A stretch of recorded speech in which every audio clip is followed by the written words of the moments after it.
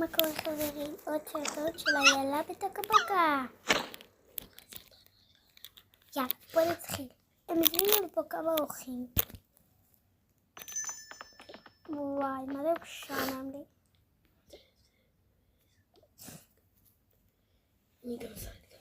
אז בואו נתחיל. יאללה. וואי, מה זה משעמם לי, אמא? כבר 5. נו. יש לי הפתעה. אז בא לי להכיר לכם את הדמויות.